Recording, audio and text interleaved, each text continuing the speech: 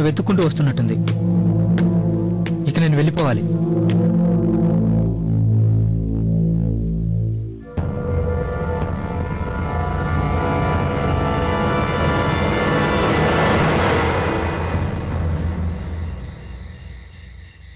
ఏమండి, నా ప్రాణాలు మీరు కాపాడారు.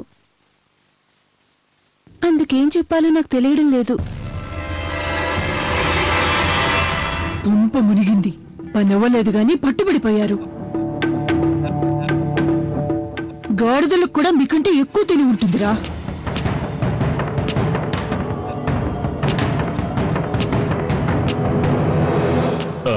అలా అంటే ఏం చెప్పమంటారమ్మా?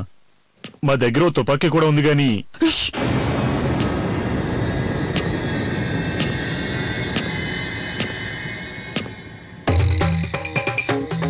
పొండి పొండి, త్వరగా పొండి. పదండ్రా.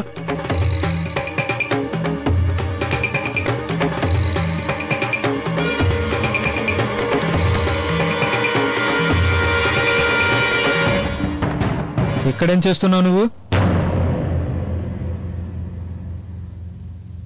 చిన్నబాబు గారా, అసలేంటంటే ఇల్లంతా కొంచెం సర్ది పెట్టాలి, పని వాళ్ళకేం చేయాలో చెప్పటానికి వచ్చాను. వాళ్ళంతా నమ్మకమైన వాళ్ళేనా? అయ్యో, ఎంత మాట అన్నారు చిన్నయ్య గారు. ఎప్పటి నుంచో వాళ్ళంతా మన భవనంలో పనిచేస్తున్నారు. చాలా కష్టజీవులు, నిజాయితీ గల వాళ్ళు.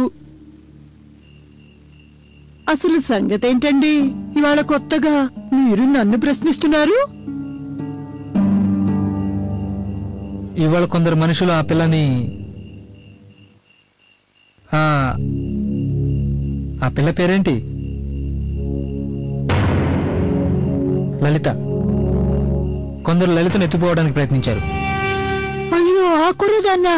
వీళ్ళు వాళ్ళలాగే అనిపించింది. నాకు కూడా వయసు అయిపోయింది తెలుసుగా, కానీ ఇప్పటికీ ఈ వయసులో మా నాన్న నేను గుర్తుపట్టగలను.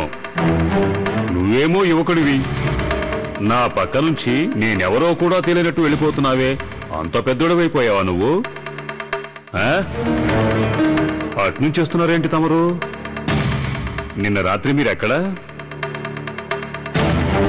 దీన్ని బట్టి నేను మీకు చెప్పిన పని మీరు చేస్తున్నట్టుగా లేదనుకుంటాను.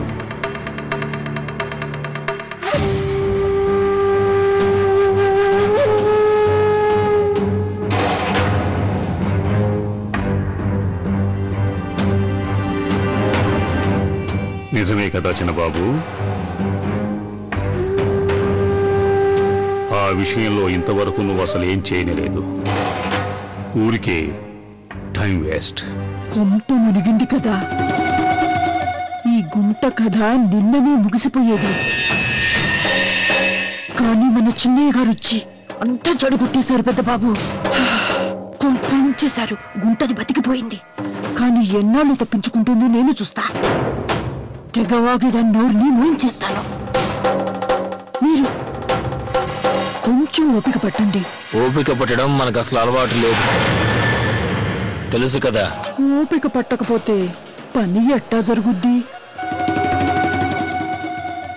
మీ చిన్న కోడలి కోసం తెచ్చాను. అరే, అలా కళ్ళప్పగించి చూస్తున్నావేంటి?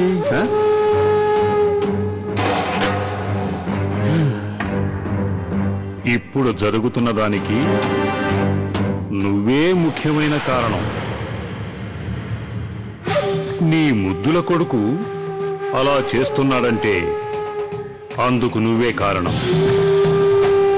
నా మాట అస్సలు వింటలేదు కదా, దానికి నువ్వే కారణం.